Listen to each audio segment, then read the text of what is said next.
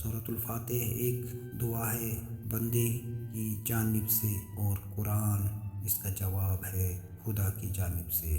بندہ دعا کرتا ہے کہ اے پروردگار میری رہنمائی کر، جواب میں پروردگار پورا قرآن اس کے سامنے رکھ دیتا ہے کہ یہ ہے وہ ہدایت، وہ رہنمائی جس کی درخواست تم نے مجھ سے کی ہے۔ بسم اللہ الرحمن الرحیم، شروع اللہ کا نام لے کر جو رحمان اور رحیم ہے۔ الفاتح، اس کا نام الفاتح اس کے مضمون کے مناسبت سے ہے۔ فاتح اس چیز کو کہتے ہیں جس سے کسی مضمون یا کتاب یا کسی شے کا ابتدا ہو۔ زمانہ نزول، یہ نبوت محمد صلی اللہ علیہ وسلم کے بالکل ابتدائی زمانے کی صورت ہے، بلکہ معتبر روایات سے معلوم ہوتا ہے کہ سب سے پہلی مکمل صورت جو محمد صلی اللہ علیہ وسلم پر نازل ہوئی وہ یہی ہے۔ اس سے پہلے صرف متفرق آیات نازل ہوئی تھی جو سورۃ العلق، سورۃ المزمل اور سورۃ المدثر وغیرہ میں شامل ہے۔ دراصل یہ سورہ ایک دعا ہے جو خدا نے ہر اس انسان کو سکھائی ہے جو اس کتاب کا مطالعہ شروع کر رہا ہو۔ کتاب کی ابتدا میں اس کو رکھنے کا مطلب یہ ہے کہ اگر تم واقعی اس کتاب سے فائدہ اٹھانا چاہتے ہو تو پہلے خداوند عالم سے یہ دعا کرو۔ انسان فطرتاً دعا اسی چیز کی کیا کرتا ہے جس کی طلب اور خواہش اس کے دل میں ہوتی ہے، اور اس صورت میں کرتا ہے جب کہ اسے یہ احساس ہو کہ اس کی مطلوب چیز اس ہستی کی اختیار میں ہے جس سے وہ دعا کر رہا ہے۔ بس قرآن کی ابتدا میں اس دعا کی تعلیم دے کر گویا انسان کو یہ تلقین کی گئی ہے کہ وہ اس کتاب کو راہ راست کی جستجو کے لیے پڑھے، طالب حق کی سی ذہنیت لے کر پڑھے، اور یہ جان لے کہ علم کا سرچشمہ خداوند عالم ہے، اس لیے اسی سے رہنمائی کی درخواست کر کے پڑھنے کا آغاز کرے۔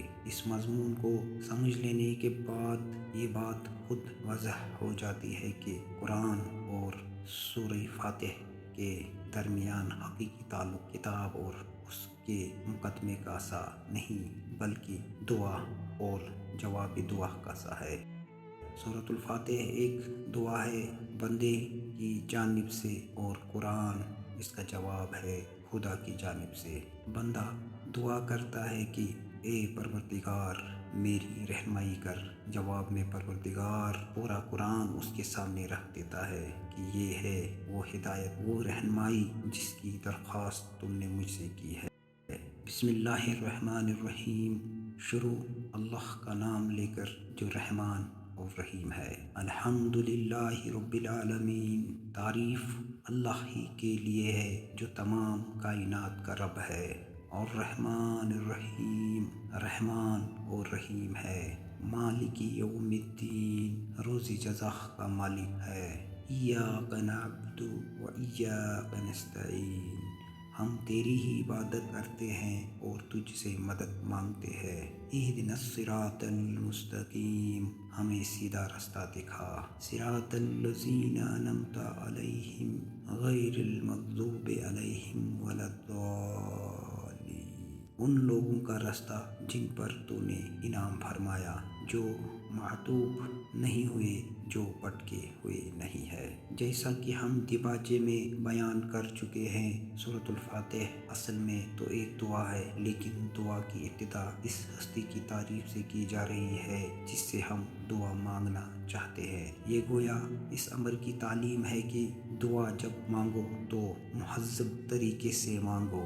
یہ کوئی تہذیب نہیں ہے کہ منہ کھولتے ہی جٹ اپنا مطلب پیش کر دیا۔ تہذیب کا تقاضا یہ ہے کہ جس سے دعا کر رہے ہو پہلے اس کی خوبی کا، اس کے احسانات اور اس کے مرتبے کا احترام کرو۔ تعریف ہم جس کی بھی کرتے ہیں دو وجہوں سے کیا کرتے ہیں، ایک یہ کہ وہ بجائے خود حسن و خوبی اور کمال رکھتا ہو، قطع نظر اس سے کہ ہم پر اس کے ان فضائل کا کیا اثر ہے، دوسرے یہ کہ وہ ہمارا محسن ہو اور ہم اعتراف نعمت کے جذبے سے سرشار ہو کر اس کی خوبیاں بیان کرے۔ اللہ تعالیٰ کی تعریف ان دونوں خاصیتوں سے ہو، یہ ہمارے قدر شناسی کا تقاضا بھی ہے۔ اور بات صرف اتنی ہی نہیں ہے کہ تعریف اللہ کے لیے ہے، بلکہ صحیح یہ ہے کہ تعریف اللہ ہی کے لیے ہے۔